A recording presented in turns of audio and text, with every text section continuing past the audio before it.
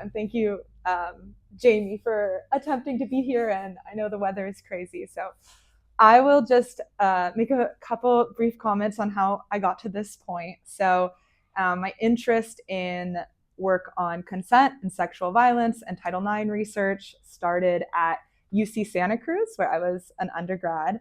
I was deeply invested in sexual violence prevention on campus. I was a part of the sexual health center on campus.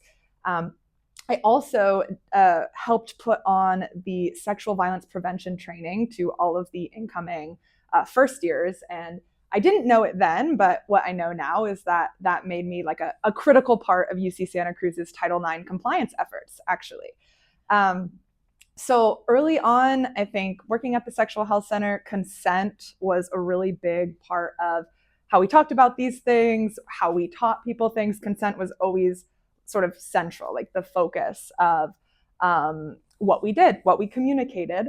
And I think pretty early on, it kind of struck me that there were maybe some disconnects between how we were talking about consent, how we were teaching consent, and then just how I saw like the lived experiences of the undergrads around me. So for example, one of the things that we taught in the undergraduate training was, there's no level of intoxication that you can have in order for consent to be meaningful, for example.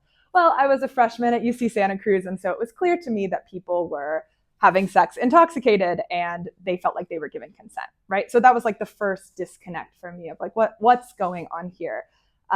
Why is the way that people behaving quite different from how we're talking about consent, etc.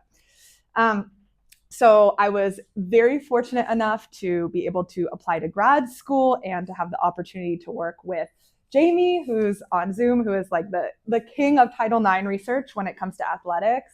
And I still remember my prospective student weekend where my mom actually told me, she was like, you have to tell Jamie that I was a part of the women's basketball team at UC San Diego that was like the first to receive funding under Title IX. She's like so excited about this. And so I told Jamie that, and that was like kind of the first conversation I had where I was thinking, okay, it sounds like some of these questions I have around consent and sexual violence, they might be able to be answered through the mechanism of Title IX, or like Title IX is providing some sort of context for these questions I have. I then started grad school. I am immensely inspired. My work is really inspired by political theory.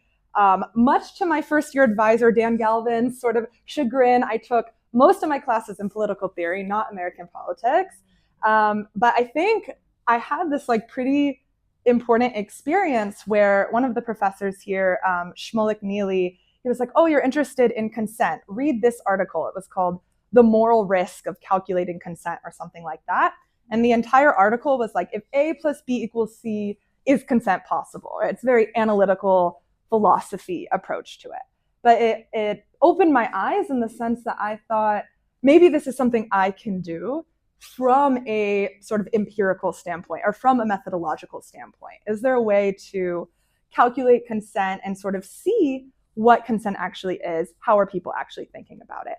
That was the sort of impetus for what I was thinking. So when it came time to write my master's thesis, my second year paper, as we called it here, I went on to draft a theory of consent. I found these different axes that I thought were maybe a requirement for consent to operate.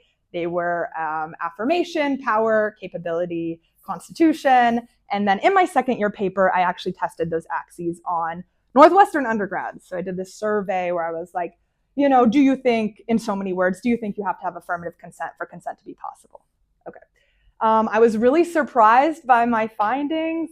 One of the things I found was that undergrads did not seem to think that like relationships between undergrads and faculty were a problem for consent. That like really surprised me. And it made me think maybe there's something here. Clearly how people are thinking about consent is not congruent necessarily with how others might think about it or how policy might define it. So when it came time to actually writing my dissertation or moving from a second year paper to more of a finalized thing, I knew that I wanted to continue survey experiment work. I wanted to do something empirical, but I needed to do it on a much larger audience. Northwestern students are great, but surveying a couple hundred of them might not lead to the results I was looking to find. It became pretty clear as well in our sort of prospectus meeting that it wasn't just undergrads I was interested in. It was faculty, it was Title IX officers, it was all of the people on campus, and how all of these different groups think about consent and how that leads to mismatches in what people think versus how Title IX is written versus people's experiences of harm, etc. I moved into a year-long data collection project where I worked with 15 undergrads to send my survey to literally 50,000 people. It was like the craziest. My laptop was open at night, all night, so that like the emails would go out individually. It was really a crazy experience. But what I ended up finding was that, first of all, lots of people wanted to take this survey, and my survey title was like, take my survey on sex and consent. And like the response rate was way higher than I thought it would be. So people wanted to talk about this. But then also, and I spent a long time talking about this with Jamie, I was just getting so many email responses. People were sending me memes and questions, and people wanted to follow the research. People were really, really into this. And so that set off this idea in my head that was like, the response to the survey is important, but also just giving people an opportunity to talk about this is important. People really want to talk about this. And so that was a really inspiring moment for me. After I collected data and started to analyze it, it was really surprising to me then, less so now, that partisanship and system justification were like these huge impactors in how people think about consent, whereas sexism and gender was less so. So there was something going on with partisanship. There was something going on with system justification. And I also found in my survey data that undergrads thought about consent very different from faculty, and they thought about consent very different from Title IX officers. All of these groups were kind of in their own silos thinking about these things in completely different ways. The last sort of thing before I finished my dissertation, the thing that I knew I needed to do, is I wanted to talk to Title IX officers. Their responses were so different. They're also the ones setting the agenda, right? They're the ones sort of enacting this policy.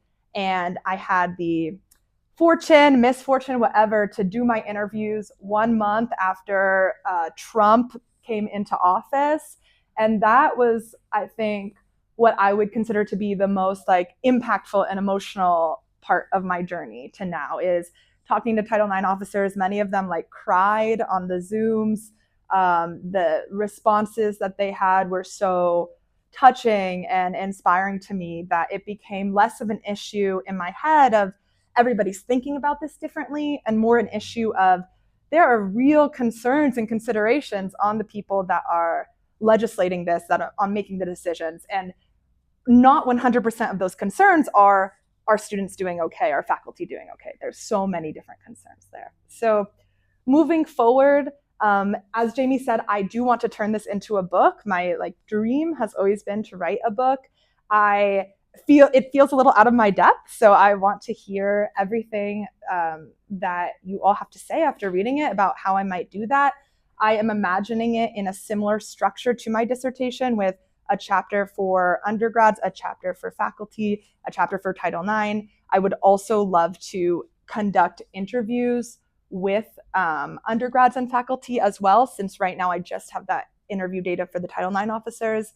And then I'm also sitting on all of this unused conjoint experiment data that I never used for my dissertation. The attempt the idea was, okay, I have how people think about consent when you just ask them, do you think you need affirmative consent or whatever? But how do you get more at what people actually think and behave? If you show them scenarios of people or different aspects of people's identity, will that also change how they think about consent? So that's an aspect of this. And then, the last thing I just want to say is I am so just grateful for my committee here. I think it's a little bit more obvious in this current moment how this project is related to political science, but most of my experience the first couple of years was people sort of asking, how is this related to political science? What is it about sexual violence and Title IX that is political science? And I really feel like the three people here have always just believed in this project and That's very meaningful to me. So thank you guys.